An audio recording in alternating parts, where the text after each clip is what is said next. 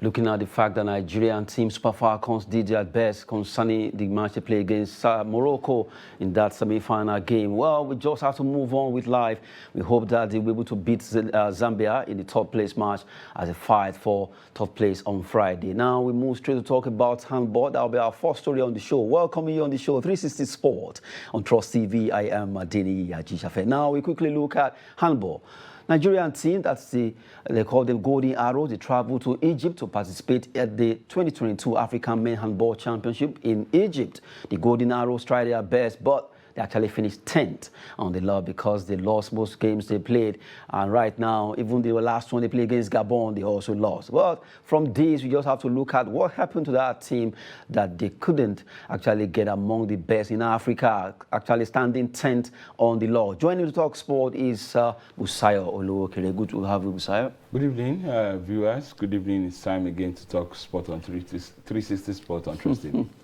Good one. Let's start, as I was saying, African Men Handball Championship. While we're going, a lot of expectations concerning our team, the Golden Arrows, as they call them, and getting to Egypt, it was a different ball story. What happened? What do you think? You can't blame the team because the federation, led by Sam Achel, the board member, one of the team manager going, talking about Jibril Seidu. They had a class. They put in everything. But for example, when you are going for a tournament and there is no proper motivation, there is no support, there is no. They had a media party. I was with them in Abuja. I was on one and do the event, and this one person asked a question. One of our colleagues asked a question that the team, when they came out for the party, some were on sleepers, some were on jeans. They could only wear a top. That was the role of the sponsors who came to their head at the time. Not even with all the backings though, but they just okay rally around the federation because they saw what they were doing, and that they were not properly kitted for that media party. If it's the Super Eagles, you will see everybody.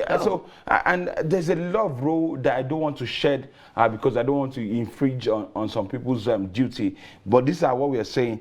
A whole national team, for example, of Nigeria going out of the country for a tournament. If there's a budget of 70 million and you're giving me 10 million, how do I survive with 60 million? Where do I get the resources from? So I knew going to the tournament, these boys just want to go and play out their heart and get a win or try and do something miraculously. The last time they were there, they missed out on the World Cup some years ago, and now this was another time for them. But in the group, they had Tunisia and Cape Verde. Tunisia and Cape Verde, for example, Tunisia is ranked number 4 or 3 in Africa. Cape Verde is also a growing handball league because of the Portuguese imports they had in that team. So in the first game, we lost the 2 games in our group. We lost to Tunisia. We lost to Cape Verde. I think the first game ended 39, about 17 points. But the second game, we lost by 5, 36-29. That's the second game. And then, so we dropped from the race to qualify for the World Cup. They dropped to the qualification stand where they'll play classifying games. And then they picked up, defeated Zambia, defeated Senegal. Those 2 games, that they had to play Gabon. Gabon is also a strong side in talking about handball. And even before they went, the president said that along the line, when handball was dying some years ago, that the West African region also seems nothing, because we call ourselves the giants of Africa. And if we are not doing well at international levels, then other West African countries are sleeping now that they think they have a team who can go out there to do 1 or 2 things. But losing out to the Gabonese side and classifying themselves in 10 out of 12, I think a lot of blame must be shifted to the hierarchy. See, if I'm working in an organization, I'm under a boss, and you want me to deliver the best of my capacity, and you don't give me my resources, you don't give me what I need to go, you can't get the best of me. So they are back home. Let's plan. Let's look at where we've missed it, and let's project. But the question is the support. We cannot get a result if you don't support me. Now, looking at what you just mentioned concerning that support, because it seems football, especially Super Eagles, are just the one that we really focus on. Recently, the African track cycling ended. And Masari, that's the president, was really lamenting concerning the fact that the federation needs support for that event. Hosting 16 nations in Africa, in Nigeria, in Abuja, where most of them actually appreciate the fact that we have such a beautiful edifice, the velodrome for them to use, and also looking at the fact that they saw a lot of advancement in the way we hosted them. But you look at a lot of things that need to be put in place. You see the bicycle that those guys were using compared to our own. You just feel somehow. And the man was not high because then from there to handball to volleyball to different sports. Taekwondo, let me break it here that we finished 8th. Right there in Rwanda, Kigali. So sad for the team. We only got 2 bronze medals and 1 silver. Benjamin Okumose, who fought in the plus 87 kg, lost his finals. Elizabeth Ayana Cho rather. She lost out in the semi-final. She could also get a bronze. Charlotte Lowo-Kere also got a bronze. So we had 1 silver, 1 bronze in the men's category, and also 1 bronze in the ladies category. It's all about supporting. It's all about the proper motivation. It's all about the finance of sport. See, yes, the federal government cannot do everything. The ministry cannot do everything. But you are the fatherly representative. You are the one overseeing us. I can say it boldly here that yes, the ministry also dropped something, but one man actually put in all his resources to make sure that the athletes, this kind of event holds. Even with this the cycling championship, the president is from Italy, Masari, and he's doing a lot to make sure that event like this happens in Nigeria. In the Taekwondo aspect, the president, Abdullahi Shaidu Baba, is also getting the camp. The team were in camp for almost 2-3 weeks. Paid breakfast, lunch, dinner for these girls. Camp 16 athletes, officials, the coaches, and the TD. They could not carry everybody along, so they picked selected few. So if you leave everything out to go and run the way you want to run, will just be the fatherly role. It won't get the results. We won't get it properly because you need the money. Yes, support them when it's time. Don't.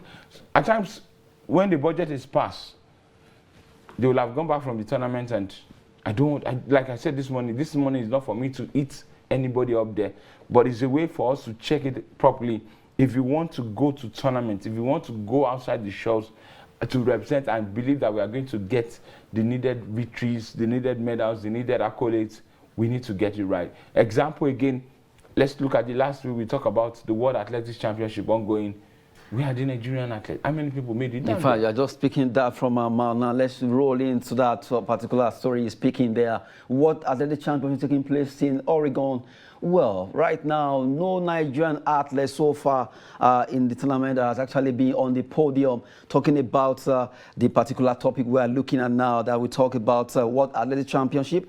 No podium finish yet for Team Nigeria. Well, from the way it is, it's difficult because the athletes, you have to commend them for even participating, because it's not easy. Most of these guys, when they open their mouth to tell you what they face, you'll be like, seriously? And we are expecting a lot from them over there in Oregon. When you expect a lot from them, it's disappointing. Because, yes, Sherlock's, but can we get it right against the Jamaicans? Can we get it right? And the Americans? Yeah, I saw the race in the 200 meters. One of us finished 4th in the men's heat early hours of today. That's a good try. Maybe if they come together and it's time could clock into the qualification zone for the semi-finals and the finals, you would have done better. But sincerely, early preparation prevents poor performance. I can't get into Oregon 2 days or a day to my race and you want me to deliver. It doesn't work. It'll be jet lag and all the... It doesn't work. Weather, so everything. I'm not going to blame the ministry at this time, but also a share of blame to them. U.S. Embassy knows that there's an event in Oregon. You know, this is our list. Get everybody visa. You can't give excuse that it's because I don't have a diplomat passport, I cannot make it, I cannot travel. No. I'm an athlete of the country. I represent Nigeria. This is what I do. I don't have any track record of crime or whatever. So why deny me visa? So the U.S. Embassy also needs to, I think Nigerians government are always sit lack on where they are supposed to rise up to. They leave it and they just think it on. No, because let me hammer them. Let me come in here. If we're to be different thing, I'm sure the visa will have been issued, because now sports, people take it with levity so much that it affects the athlete. Actually, it's not only Africa, Nigeria it happened to. It also happened to Kenya. Most of countries. Omanyala couldn't travel at went due before he finally got it through the support of the president of Kenya. That's why he got it. That's what I'm saying, Adeni. You need a directive. Don't let us be carried away with so many functions that, yes, cycling was doing these. We are camping for. Pursue the one you need to pursue. Pursue the one. If the president needs to make an order, U.S. Embassy, my athletes, my nation, my national teams are doing. To be in your country. You don't do that. You don't deny them visas. But maybe we got carried away. I don't know. But like I said, deep in my hand is so saddening that we've not gotten a podium yet, and I don't know when it will come, because today is already 19. We have 5 days more. 100 meters is gone. 200 meters is gone. Then 4x400 meters is gone. Hammer is gone. Even shot put, Ndekwechi tried his best. It's also out. Shade Olutoye in Hammer. We're waiting for Ise Brumi and the rest now. We came 6th in 4x400. So kudos to Samson, Nathaniel, Patience of Joy, and all of them. And really, not forgetting Use Obong, all of them. We're still hoping that the likes of Amushon may be in hurdles. In hurdles or the jumps. And then let's see what they can offer Nigeria, because from the way it is now, no podium finish yet for Team Nigeria. And really, we need to just look at it as sport is really a big thing that can turn things around in Nigeria. Sport can really make this country a very great one if you take it very seriously as business, as we always advocate. Nigerian athletes should not be seen as just a point of just for fun, or where you just have to, okay, let's go for training, for recreation. Sport is beyond that now. Sport is now business. Now, let's talk about grassroots football development. Copa Super Cup will be coming up. It will be starting on 23rd in Abuja, and different teams are really jostling for honor in that particular event. We were there. Let's listen to what the organizer had to say concerning that particular event.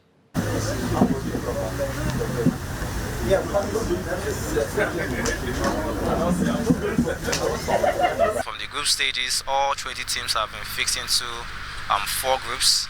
So 5 groups basically for just 2 teams to qualify. And our standard, we've made a new name called the Big 8. So we're just looking out for 8 teams that will come up to become our Big 8 for next season. Because there's a special league for these Big 8 come next season, yes. The Copa Super Cup has been on for 4 years now, because this is the 4th edition of Copa Super Cup. And the brains behind it is just basically development. I've been eager to work with some teams when younger, and we've seen Nigeria has a lot of talent, but it's difficult for most of these top organizations, referring to like NFF, to go down to the grassroots level to actually get this player. So what the vision is to actually go down to the grassroots level, bring up these players and showcase them to the world, because there's a lot of talent. We've seen people playing for the National League, and we know we even have more and better players that can actually work and go ahead to represent the country. So the aim is just to promote grassroots football, show these guys that they can actually put their talents into something than being on the streets. Because what do you have it today? Youths are jobless, youths don't know what they're doing. So some of them have passions on the pitch. So we want to give them a sense of that's their passion. Yes, that's been one of the vision of the brand, to actually put up these players to international level. Every single year we've actually gone out to search for potential scouts that can come to pick from players, but with the system that's going on, we find it difficult to get these scouts. We are just down here at the grassroots level. The funds are not much to pull out these scouts from outside the country. Even getting the local scouts, you have some major costs behind it. So what we are doing as it stands now is to just continue what we've been doing for 4 years, give out that standard, and pray that one of these days someone will see what we are doing and look at it critically. Because I'm sure when we have, like, our highest goal scorer from last season, Favor, in one season gave 11 goals in just about 4-5 appearances. So if a player can do that, what can he do if he's representing the national team? So yes, we'll keep on doing what we have to do. We recognize them in our own way, we'll publicize them, and we hope that one of these days we'll get the right scouts that can actually take these guys to the international level and beyond? Copa tournaments is one of those tournaments that we like to be associated with because of the standard they have set. So definitely we know every year is bigger, it's better. We have an expanded season with more teams. So definitely we'll have to regroup and get our available players in the right shape and mentality to go into this game. Yes, indeed, because we want to be the best team in Abuja grassroots, and it was quite disappointing for us to narrowly miss out on becoming champions. But we believe that we have learned from our mistakes of last year and we'll go again this year. Well, I'll give kudos to them for the job they've done in previous seasons, from the organization, media coverage and everything.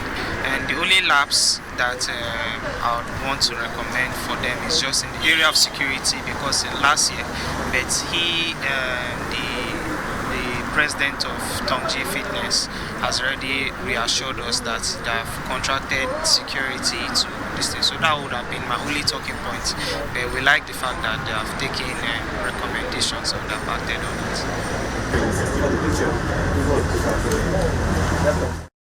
So let's have a feel of grassroots football there. We have to develop our own. That's why Copa Super Cup will be coming up and it's starting. Looking at this event, it's an event that will bring a lot of people together when it comes to grassroots. And this is where we need to always put our searchlight, because a lot of talent, both in the hinterland, both in the cities, everywhere you go, oh my goodness, you see a lot of talent playing football, basketball, any sport. But now this is football we're talking about. Yeah, when you look at grassroots football in Nigeria, futsal, 5-a-side, 7-a-side, we have top players who can play. You mentioned Favor, player, yes. Favor Akim. Favor, at the time, was in the under-17 camp. Favor, at the time, in one tournament I witnessed some years ago, about 2020 or thereabouts, I was the highest goal scorer of that tournament. He had a deal around to take him to Russia to go and play, I think, normal football or so.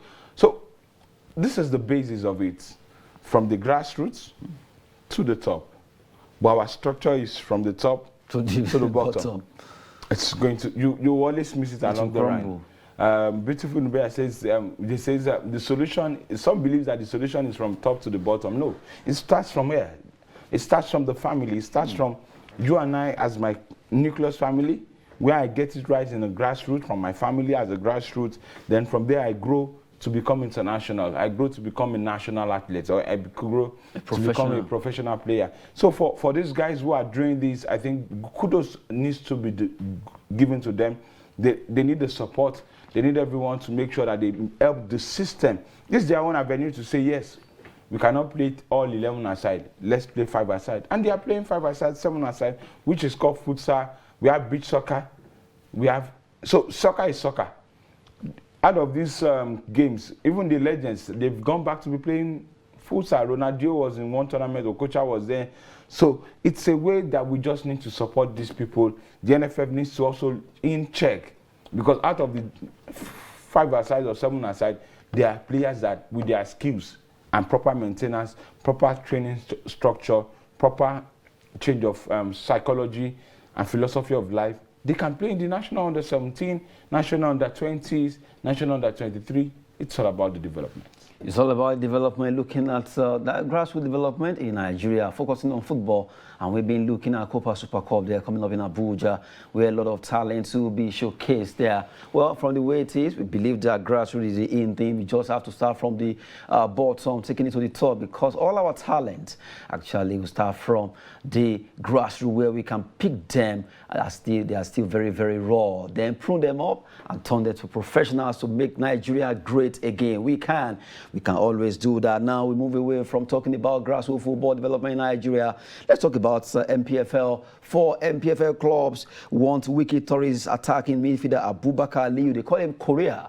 Now Abubakar Aliyu has become a big one, because his team, Wiki Tourist, have to watch out, as 4 clubs right now are pursuing this player. Rangers, Rivers, Gombe, all of them want to sign him. First and foremost, let me say congratulations to Rivers United. Let me say congratulations to the governor of the state, Nelson Wike, Barrister Nelson Wike, the chairman or the commissioner of youth and sports, talking about Barrister Chris Green, is also the sole administrator of Rivers United, for a job well done. For the first time in the history of Nigeria's professional football league, 77 points, 23 games to win. Played 19 games, won 18 at home, drew 1. Played, out of the 18 they played, they've had 8 draws. And also, so they have a good team. They had a structure. They had a coach, Stanley Guma. For some of us who are in depth of the Nigerian professional football league, we call him the Azavenga of the NPFL. When the merger came between Dolphins and Shark, I saw the blend. I knew they wanted to get something. And they carried it on. At the time, they were second. 2016, they fell behind Rangers on 3 points or 4 points or thereabouts. Then they moved up again, second, third. They found a way to be steady, playing on the continent. So looking at what they did on Sunday, I think it was a massive coronation for them. They got it right. Just along the line, little lapses. The stadium wasn't filled to capacity as expected. Yeah, despite they make sure that there were buses in some locations to carry people down.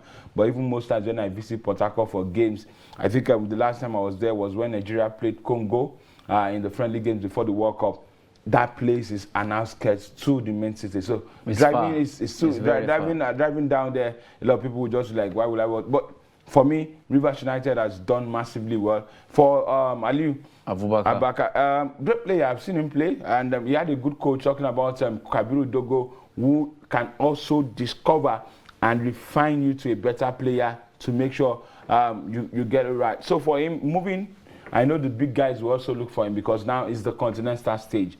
But my plea to some of them, clubs like Rangers, Plateau United, Rivers United, Remo Stars, I didn't forget to say also congratulations to them. Because why am I saying congratulations to them is that, one, at the beginning of the season, they just came in.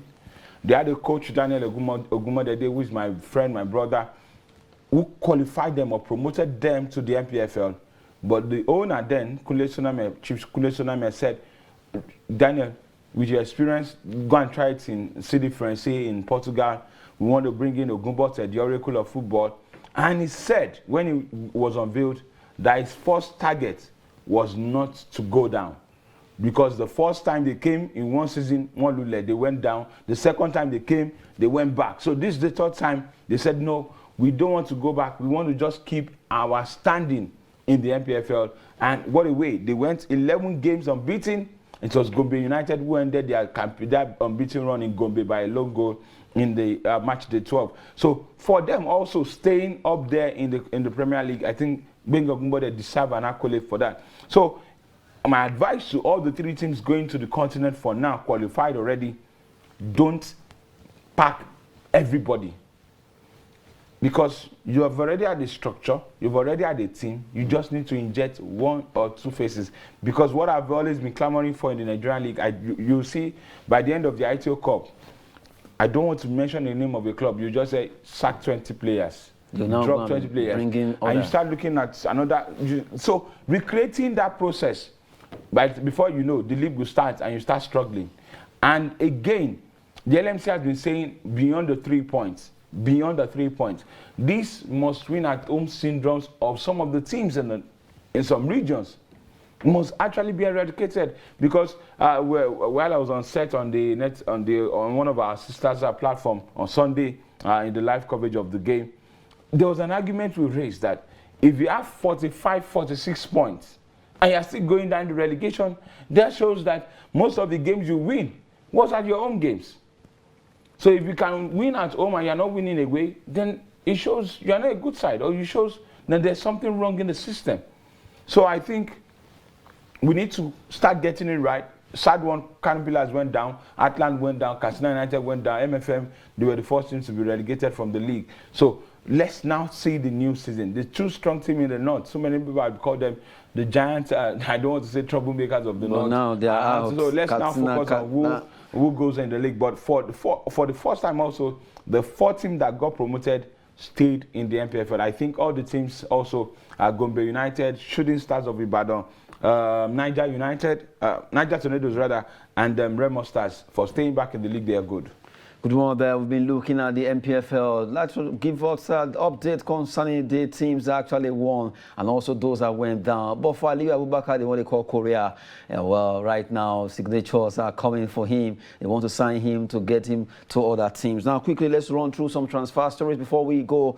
PSG offered the Netherlands midfielder, Gino Wijnaldum, to AS Roma and AC Milan. What a way to go. PSG offering Wijnaldum from Liverpool, a player that's indispensable. Well, football can just be very funny. Chelsea to sell former England midfielder Ross Barkley before the start of this season, and also Manchester City are ready to sign Brighton's Marco Kurela to replace Arsenal-bound Alexander Zinchenko. From the way it is, Zinchenko is Arsenal-bound already. In fact, that deal is almost being announced. I think yesterday night when Fabrizio Romano mentioned it on his Twitter and I was just smiling because the creation of Arteta and Edu, I don't know what they want to get out this season, but they are trying to build a system. They are trying to build a structure. Like I said earlier in the morning, that at a time, if you are already 31, 32, you are getting to a limit. Now the average age, Olawale Phillips said something that, go and check the South Africa, the average age is about 25. So the Arsenal structure now, they are looking at 25, Jesus, Martinelli, 22, 23. The oldest players in that team now is Xhaka, Partey, and maybe, I think that's all. So it's a new structure. They are very young and they want to play. They are hungry for success. Martin Kurela, a great player in the left back for Brighton. Good addition if Man City can get him. They just need to use the money for Zinchenko to quickly Brighton bring him and let's come, because Rangers they lost out on getting our own player Calvin Bassett to Ajax, who has moved to Ajax. So they need to quickly infuse the money. So it's a money transfer system that needs to go out. But for Wijnaldum, I don't know why he has not really played in PSG. So if now AC Milan or Roma is looking for him or whoever that they're offering him to come, let him just leave so that he can still play. The World Cup is around the corner. Well, football can just be so dicey at times. You can't predict what's going to happen. Looking at the players that are moving, Cucurella, Wijnaldum, all of them moving around. And just have to look at AS Roma getting their own man that they've been pursuing. Also, Dybala, we joined them from Juventus. Good one there. We just have to wrap it up now on 360 Sport on Trust TV with Busayo Olokere. Thank you very much for coming on the show. It's a pleasure again this evening, and I keep believing that we'll also do this many more times. Good one there. I am Adeni Ajishafe. Thanks for watching.